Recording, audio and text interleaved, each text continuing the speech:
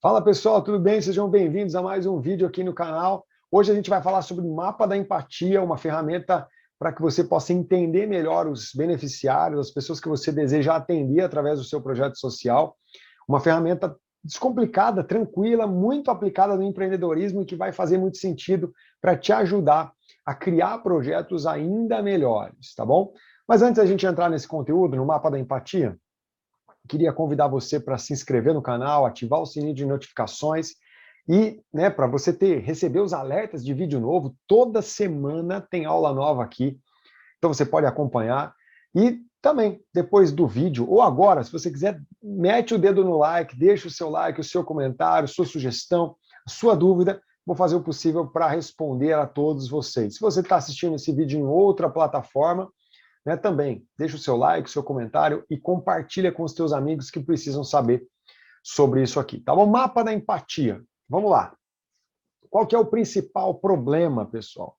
Dificuldade, um obstáculo que a gente enfrenta quando a gente vai pensar nas atividades que a gente quer oferecer, nos serviços que a gente vai oferecer para uma determinada comunidade em um projeto social.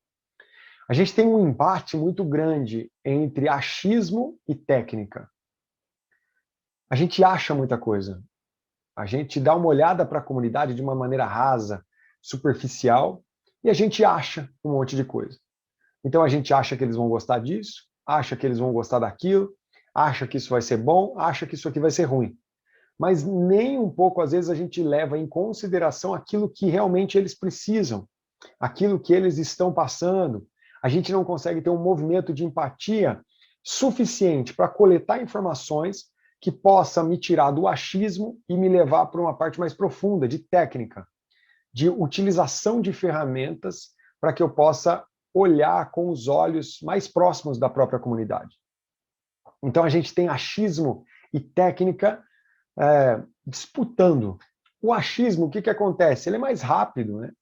Você não precisa gastar tanta energia, você acha, passou na tua cabeça, você fala, é isso mesmo, agora eu acho que é isso, então vou fazer.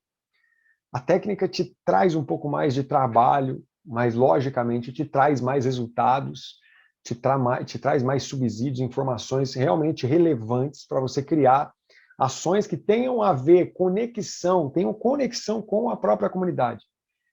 O que acontece quando a gente escolhe uma atividade que não necessariamente responde à demanda que existe ali no território? Você primeiro vai se frustrar, porque ela não vai dar certo. Se ela der certo aos seus olhos, vão ser resultados superficiais. Por quê? Porque não necessariamente ela responde à demanda. Então, ela não confronta o problema. A gente já falou muito sobre isso nos outros vídeos, sobre as atividades contribuírem diretamente para a solução de um problema. Então, você também vai achar que está sendo tudo legal, mas vai ser só resultado superficial. E, em terceiro lugar, a comunidade não vai ser respeitada, a comunidade não vai atingir o resultado que ela deveria. Você talvez está mais atrapalhando do que ajudando. Então, é preciso que a gente saia do achismo e vá para a técnica. Como que a gente descobre tudo isso? Eu já falei algumas vezes para vocês sobre diagnóstico comunitário, uma ferramenta, um processo metodológico de pesquisa na comunidade, que pode ser feito de várias maneiras. Você pode pagar para um terceiro fazer o diagnóstico para você, organizações, consultorias que trabalham nessa questão, e eles vão e realizam essa pesquisa com pequenas ajudas, pequenas contribuições do seu projeto, de pessoas do seu projeto, de você mesmo. Você tem a opção de operar, de fazer na prática o diagnóstico com a tutoria, com a mentoria de pessoas especializadas. Isso torna o serviço um pouco mais barato, porque o trabalho terceirizado total, ele é um serviço caro. E você tem a terceira opção, aprender e fazer com a tua equipe, com o teu projeto. Então, são três maneiras. O diagnóstico não é tão simples quanto parece, não é nada simples, mas você pode ir aprendendo, galgando, lidando com essas questões, tendo experiências práticas de como fazer um diagnóstico, e a partir disso, você pode começar a fazer, depois que você sentir confiança, e depois de uma qualidade maior, fazendo com outros, a partir de mentoria, trabalhando, contribuindo com outros diagnósticos no seu município, em outra cidade, seja lá o que for, aprendendo literalmente como fazer e aí aplicando de forma aí somente com o teu projeto, fazendo com que isso aconteça na prática de uma maneira mais individual. A grande questão é que você pode olhar para tudo isso e falar, pô, muito trabalho. Aí você tem algumas ferramentas, por exemplo, a árvore de problemas. A árvore de problemas também é uma ferramenta que vai te ajudar a entender causa, efeito, né, essa relação, né, de causas e consequências. Isso ajuda a entrar um pouquinho na cabeça do beneficiário, tentar entender e ser mais intencional no quesito de o que passa na comunidade, como que eu posso realmente contribuir para isso. Mas a gente, de certa maneira, pode utilizar também do mapa da empatia. Então, em determinados momentos do planejamento, né, daquilo que vocês estão fazendo, redesenhando o projeto, por exemplo, fazendo a parte de transição, né, que é de terminou a primeira etapa do projeto, estão avaliando se vai começar uma segunda etapa ou não. Tem todas essas questões. Mas antes de entrar no mapa da empatia, existem os dois maiores erros ao escolher atividades para o seu projeto social. O primeiro deles é achar que uma atividade que deu certo em um lugar, automaticamente ela vai dar certo em outro local. Isso é a mais pura mentira. E você às vezes cai nesse conto, que não é nem do vigário, mas cai no conto, no seu próprio conto, porque o teu amigo que trabalha numa outra região falou que fazer essa atividade é muito boa. Você, sem diagnosticar, você sem trabalhar com efeitos, né, com causa e efeito, você sem entender a comunidade, sem ter esse movimento de empatia, de conhecimento, você acha que só porque lá deu certo, aqui também vai dar. Então aí você coloca a mesma atividade, você investe recursos, tempo, e de repente você vê que não funcionou.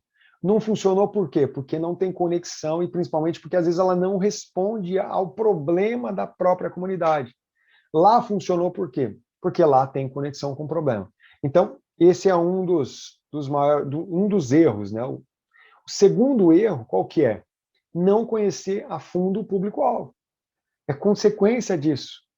Você não conhece os beneficiários, você não conhece a comunidade, você, né, viveu algumas coisas no território, passa por ali, quer fazer alguma coisa, mas às vezes, né, coloca o carro na frente dos bois, porque acelera demais, sem conhecer literalmente quem você vai atender. Não são eles que têm que te conhecer. Você que tem que ser intencional, né, e proativo para conhecê-los, primeiramente. Então, esses são os dois maiores erros. Sanando esses dois erros, através de ferramenta, de conhecimento, de pesquisa, você dá um passo a mais para conseguir ter mais assertividade no resultado que você deseja, no impacto que você quer gerar e fazendo com que a sua atividade literalmente possa ser uma forma, né, de contribuir com a transformação, com o desenvolvimento local, de fazer com que aquela comunidade viva experiências diferentes do que elas têm vivido até agora. Então, o mapa da empatia, ela é uma ferramenta que vai te ajudar nesse processo de conhecimento do público-alvo, de como vocês podem olhar para esses beneficiários, para esse território e falar o que será que passa na cabeça deles. Para isso, eu vou compartilhar com vocês aqui a ferramenta, um pequeno slide aqui de apresentação para que a gente possa nortear o nosso trabalho. Beleza. Então vamos lá, mapa da empatia. Ele ajuda então no quê? No entendimento profundo da realidade dos possíveis beneficiários, é o que a gente está falando agora. Lembra, um dos maiores erros é não conhecer a fundo a realidade deles. É uma técnica para criar conexão empática, então nós vamos tentar penetrar, conectar com os beneficiários naquilo que eles pensam, que eles fazem, que eles escutam. E a gente vai também sintetizar informações, observações que a gente vai ter e obter insights mais profundos. Então a gente vai olhar para essa realidade e vai começar a ter pequenos insights. Olha, acho que isso aqui tem a ver. A gente está no caminho certo. Não estamos. Isso aqui seria legal de fazer. Olha só essa observação. Anota, registra. Tudo isso é o mapa da empatia. Pelo nome, vocês já estão, né, percebendo, a gente está falando sobre se colocar no lugar do outro, né, de entender como ele pensa, de ser empático mesmo. Quando que eu posso utilizar essa ferramenta? Ela pode ser utilizada em diversos momentos, né, do processo de imersão, né, no ambiente dos beneficiários. O que é isso? Você vai planejar um projeto, por exemplo. Você está na fase de planejamento, você não começou a escrever o projeto literalmente, mas você está nessa fase de pesquisa, de namoro com a comunidade, quer começar a pensar em oferecer alguma coisa para eles. Essa é uma boa hora para você usar o mapa da empatia, para você, então, poder aprofundar um pouco mais antes de pensar literalmente na atividade que você vai oferecer. Pode ser usado, então, por 4 motivos que eu separei aqui. Mergulhar na realidade dos diferentes públicos. Então, aqui é importante, se você vai atender crianças, adolescentes, jovens, famílias, o legal é você fazer um mapa da empatia para cada um desses perfis. Então, você vai entender que eles pensam diferentes, agem de forma diferente, vivem realidades diferentes. E, às vezes, a gente monta um projeto, por exemplo, criança, adolescente, e colocam atividades que são exatamente iguais, da mesma maneira, com poucas diferenças, com pouca intencionalidade, né, para que a gente entenda que, um caminho de adolescente, a linguagem, a abordagem é totalmente diferente, os sonhos são diferentes, a criança está num outro momento. Se você trabalha com empreendedorismo, aí depende muito da questão das idades, geração de renda, tem gente vivendo outros movimentos, né, de história de vida, que é importante que você possa mergulhar nessa realidade diferente de cada público. Vai trabalhar diferentes personas, e persona é aquele resumo, né, de público ideal que você tem, aí que usa muito no empreendedorismo, né, normal, que a gente vê por aí, mas no empreendedorismo social também, porque aqui é como se a gente pegasse o nosso beneficiário. Qual é o perfil ideal, aquele que representa todos os nossos beneficiários? Um adolescente de 15 anos, estudante de escola pública, trabalha meio período para ajudar a família e tal. As informações que resumem esses beneficiários. Então, a gente consegue, através do mapa da empatia, entender essas diferentes personas. Terceiro lugar, capturar o comportamento. Para quem assistiu algumas aulas que eu já falei, por exemplo, de impacto social, a gente está falando que a questão de atingir objetivos de médio e longo prazo tem relação com mudanças de comportamento. Se você não muda comportamento dos seus beneficiários, o projeto talvez não está tendo o êxito que deveria. Se a gente só fica no ambiente de entrega, de processos, fica no ambiente de oferecimento de possibilidades, no sentido, eu entrego cesta básica, eu entrego sopa, eu ofereço 5 projetos, eu atendo uma carga horária de 4 horas semanais, e a gente só fica nesse ambiente de entrega e processo, a gente deixa de pensar em mudança de comportamento. A gente precisa fazer tudo isso, mas pensando em mudança de comportamento, tanto dos beneficiários quanto das famílias. Então, a gente precisa captar informações empáticas para que eu possa ter insights e subsídios para criar projetos que vão mudar comportamento. E aí sim, mudando comportamento, a gente muda o mundo. A gente também precisa pensar na construção da imagem do usuário e do beneficiário ideal, quase com a persona. Mas assim, qual que é o ideal ali? Quem são os representantes daquele projeto? Né, dos adolescentes, das crianças, dos idosos, seja lá quem for, que me dá realmente o norte de quem eu atendo. Esse é o mapa da empatia. E olha só, chegamos nele aqui. E ele então, você pode fazer atividade, por exemplo, você pode colocar ele tanto no computador assim, mas o mais ideal, talvez, o mais próximo do ideal, é se você pegar esse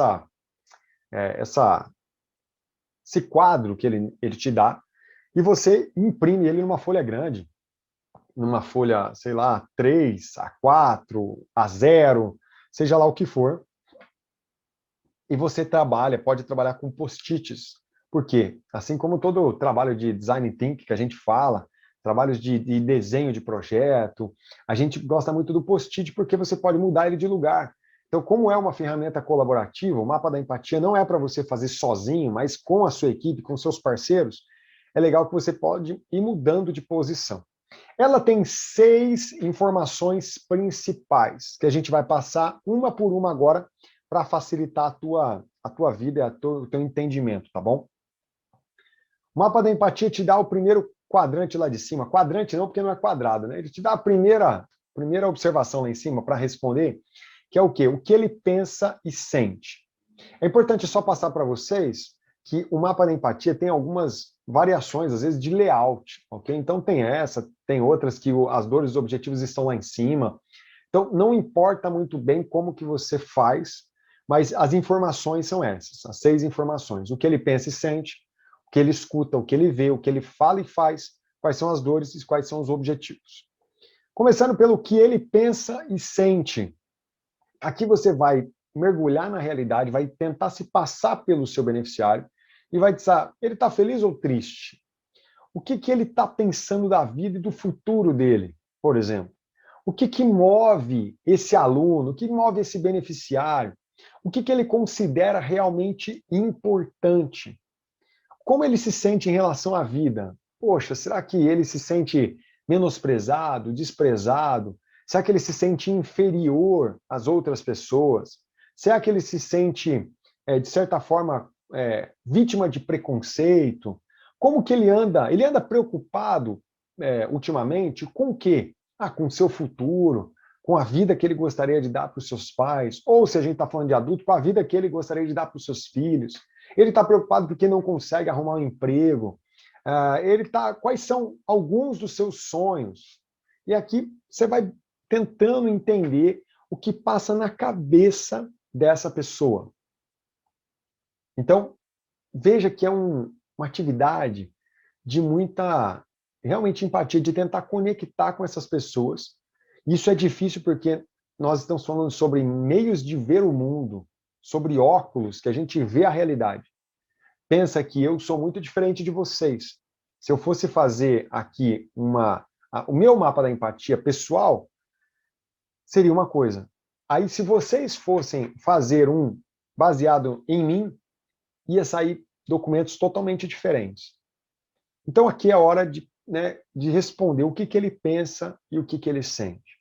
Depois você vai para a esquerda, o que ele escuta. E aqui, tudo que entra pelos ouvidos dessa pessoa, desse beneficiário, tudo que ele escuta, tudo que influencia, quais são as pessoas que são importantes na vida dele, o que essas pessoas dizem para ele. E aqui não é só pessoas do seu nível de relacionamento, mas pessoas que estão na mídia, que ele escuta e que para ele soa como verdade e faz com que ele tome algumas atitudes ou que ele reflita, porque essa pessoa tem um peso na sua resposta, no seu questionamento, um peso nas suas reflexões naquilo que ele diz.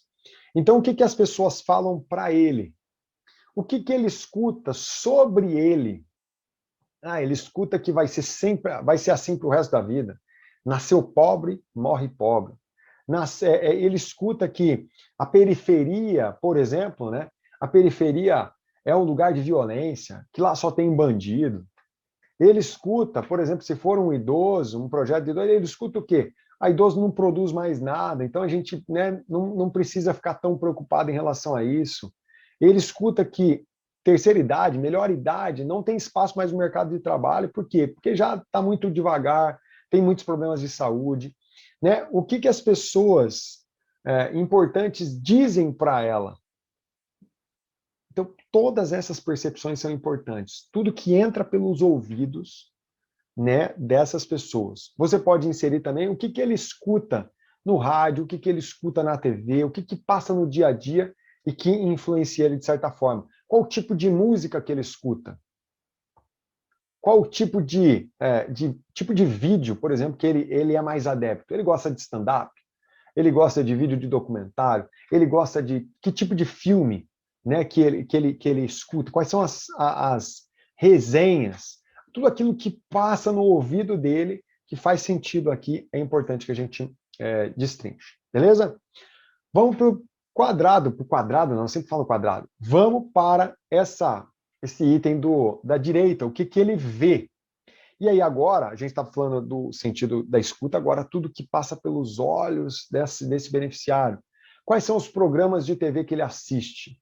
quais são os filmes, as redes sociais que ele utiliza, quais são os sites da internet que ele acessa mais, os jornais, tudo que ele vê de informação. O que que ele está, né, o que passa? O que a gente pode registrar em relação a isso? Então nas redes sociais ele acessa conteúdos mais ligados à questão de empreendedorismo, né? Ele tá focado nessa questão. Ele assiste muito programa, por exemplo, esportivo. O que acontece diante dos olhos dele na sua realidade? Ele vê, por exemplo, a gente está falando desses ambientes, né, de mais comunidade vulnerável. O que ele vê no dia a dia? Ele vê amigos dele morrendo, amigos envolvidos com tráfico, ou amigos que estão em busca de algum tipo de trabalho e ainda não estão conseguindo. Ou ele vê amigos que estão empreendendo e que estão tendo sucesso. O que eles estão vendo? Quais são suas influências visuais, né? Como que é o mundo que ele vive? Então, ele olha para a comunidade e vê um mundo que, cara, de pessoas lutando, de pessoas acordando cedo para trabalhar, né? Um mundo de pessoas que estão na luta para conseguir alguma coisa maior, algum tipo de modificação, de desenvolvimento maior na sua vida, na vida da sua família. O que as pessoas que o rodeiam fazem? O que ele vê que essas pessoas fazem?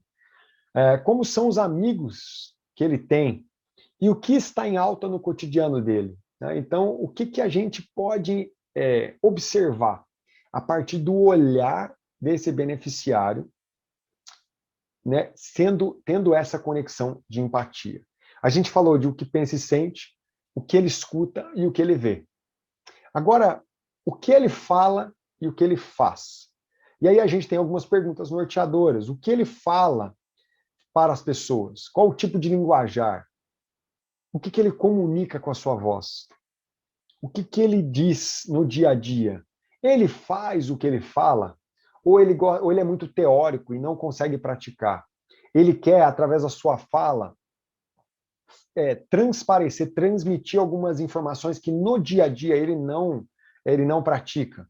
Sobre quais assuntos que ele fala? Ele fala muito mais sobre política, sobre rap, ele fala sobre esporte, ele fala mais uma vez sobre empreendedorismo, ele fala sobre querer algum tipo de emprego, ele fala que as coisas estão difíceis na casa dele. O que ele fala? O que é comum ele dizer? O que está mais na crista da onda? Do que ele gosta de falar? Quais as atividades que ele faz? Então, o que ele pensa que ele faz? Então, ele estuda de manhã cedo, ele ajuda o pai na parte da tarde, ele vai na igreja, ele pratica, ele faz musculação. O que ele fala e faz? O que ele faz no dia a dia? Qual que é a sua rotina? Então ele tem que pegar ônibus, né, meia hora antes para ir para a escola, ou ele estuda numa região metropolitana e mora em outra cidade.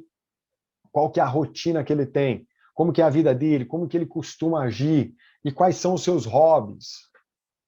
Então ele gosta de ir no cinema, ele gosta de ir no teatro, ele gosta de sair dos amigos dele para comer um cachorro quente. O que ele fala e faz? Mais informações para você mergulhar na realidade desse indivíduo. E a gente vai agora sim para os últimos ali, os retângulos de baixo. Quais são as suas dores? E aí aqui você vai começar a pensar do que ele reclama. Quais são os obstáculos, os problemas que ele tem que superar para atingir os seus objetivos? Então, se ele tem baixa renda, ele tem que lutar muito mais para conseguir tal coisa. Se ele é negro, quais são as dificuldades que ele enfrenta no dia a dia para conseguir um melhor emprego, para conseguir se desenvolver e ter experiências melhores para gerar renda para ele, para não ser confundido com bandido. Várias coisas. Aqui eu estou dando chutando vários e vários tipos de exemplos aí para vocês. Quais são as suas insatisfações, suas frustrações? Às vezes está buscando emprego há tempo e não consegue. Está querendo ganhar pelo menos R$ 2.000 por mês, mas não consegue achar esse tipo de emprego. Do que ele tem medo? Tem medo de ficar desempregado por muito tempo? Tem medo, né, de não conseguir terminar a escola? Tem medo de perder a namorada? Tem medo do quê? Quais são esses medos? O que ele gostaria de mudar na sua vida? Quais são as suas principais preocupações? Todas essas informações fazem parte das dores que o beneficiário tem. Entendendo as dores, vai ficar muito mais fácil de começar a entender e de pensar estrategicamente nas atividades que respondem ao quê? As dores que ele tem. Vamos lá. Por último, quais são os seus objetivos? Então, o que, que ele quer? Quais são as suas aspirações? O que, que ele quer ser quando crescer? Qual que é o desejo que ele tem? Os sonhos que ele tem? O que, que é sucesso para ele? Sucesso para uns é ter um bom emprego, um bom carro na garagem. Sucesso para outros é ter uma boa família. Sucesso para uns é morar na praia. Sucesso para outros é morar em São Paulo. Sucesso para outros é morar numa fazenda bem tranquila.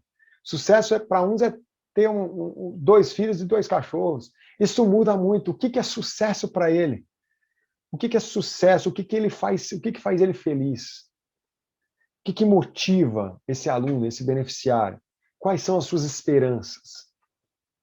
Esses são as informações que o mapa da empatia pede. E aí eu trouxe um exemplo para vocês para ficar mais fácil, um exemplo simples, mas para ficar mais fácil para vocês de como a gente pode trabalhar, né? Como seria um mapa da empatia de uma forma mais prática. E aqui nós temos, por exemplo, de uma pessoa desempregada, tá bom? O que, que ela pensa e sente? A gente poderia colocar, pô, ela fica insegura, porque ela não sabe o dia de amanhã. Às vezes não tem mais reserva financeira, então ela está um pouco insegura. Ela pensa em emigrar, ela pensa em ir para outro lugar, para ela sair da realidade que ela está e tentar a vida em outro território. Ela pensa e sente, às vezes, que ela é uma inútil, porque ela não consegue arrumar um emprego, ninguém dá oportunidade, ela fica desanimada. São exemplos do que passa numa cabeça, por exemplo, de uma pessoa desempregada, de um adulto desempregado.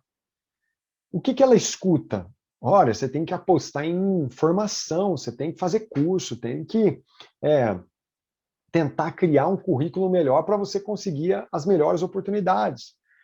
Quais são? Aí ela também escuta assim, pô, vai para outro território. Ela é incentivada a emigrar. Pô, você já foi para tal lugar, para tal cidade, lá está cheio de oportunidade. Ela escuta também, pô, você precisa ser empreendedor. Monta seu próprio negócio, não fica dependendo de achar emprego, né? Pega um dinheirinho emprestado, monta alguma coisa e vai vendendo e pronto, vai fazendo a tua vida.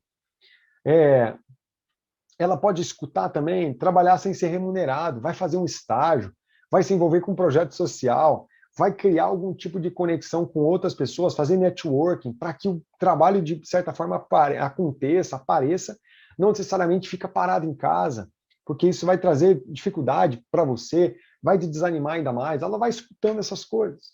O que, que ela vê? Ela vê uma grande falta de oportunidades. Ela vê que o mercado está fechado, muita gente desempregada. Ela vê muitos colegas dela, amigos que também estão procurando emprego e não conseguem. Ela vê o que? Ofertas desadequadas ou inadequadas. Ofertas que não fazem sentido com a realidade. O trabalho é muito pesado, ganha muito pouco. Ou os horários são muito extensos.